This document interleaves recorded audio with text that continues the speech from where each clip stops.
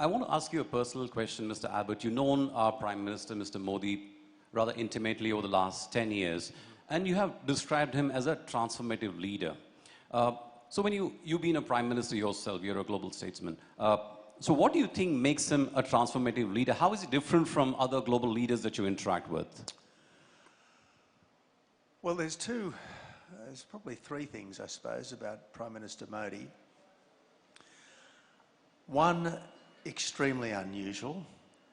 One, unusual in an Indian context. And one, I would say, necessary for any effective leadership. The extremely unusual thing about Prime Minister Modi is that as a young man, he was sufficiently spiritually minded to spend at least a year as a virtual monk in the Himalayas. Now, as someone who spent 3 years in a seminary myself, before realising that I was a square peg in a round hole, I appreciate someone who gets that the world is not just the here and now. It's not just all about money and materialism. And I think that adds a dimension to Prime Minister Modi which is rare and that people can sense. And I think the inspirational quality that he brings ties back to that.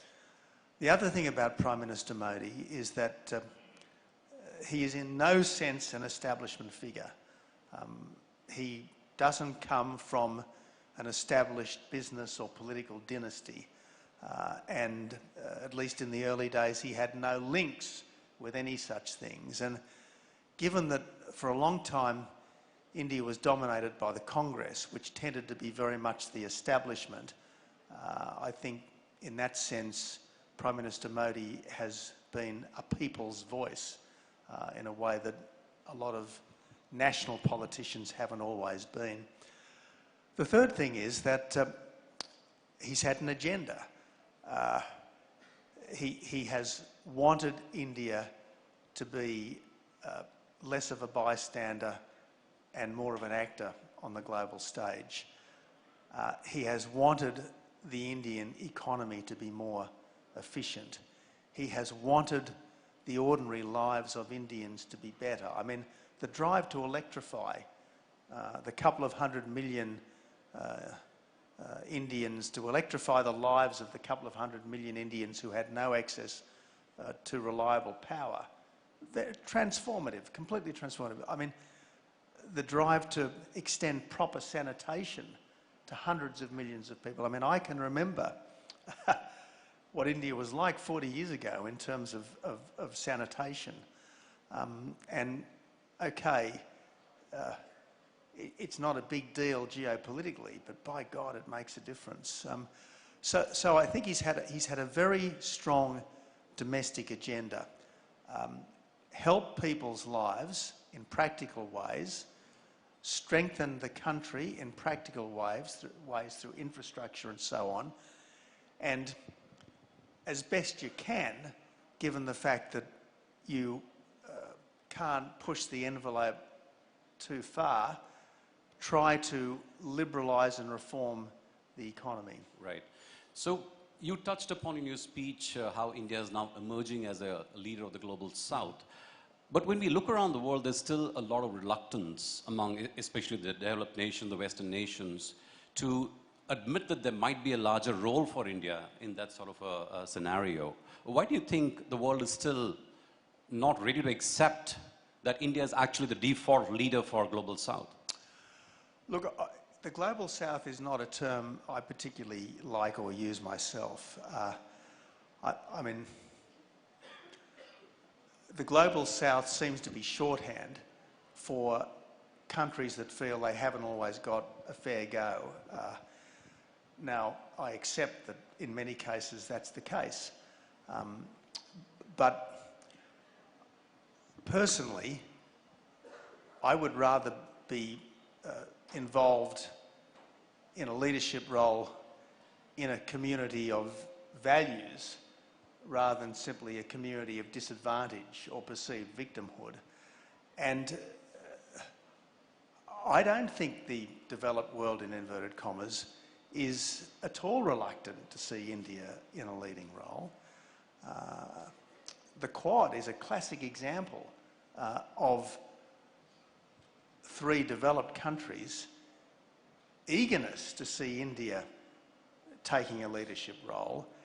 And I know this might be hard to credit, and I know it's not something that America is always very good at in practice, but I think at least in principle the Americans understand that the Quad will only work if India is at least as much its leader as the United States. Right. This is not an American-led partnership. This is a partnership of equals, at least where India and America are concerned. Right. And if the Americans forget that, the Quad won't work. Right. You touched upon China in your speech, Mr. Abbott. I want to ask you a very straight question. How real is a scenario where China actually attacks Taiwan and tries to take over the country? A government which ultimately is based on fear cannot afford to make threats that it doesn't carry out. And the Beijing regime routinely threatens to take Taiwan by force if necessary, and routinely promises its own people that it will be the global hegemon by mid-century. I think there's no doubt that China would have moved on Taiwan years ago if it thought it could get away with it. Obviously, until quite recently, there was no real match between China and America militarily. Today, there are enormous questions over whether the American Navy could operate in the Western Pacific without suffering massive losses in a full-scale conflict with China. That means that China's ability to take Taiwan is growing by the day. Now, I don't think China wants war. I think that China wants to win without war.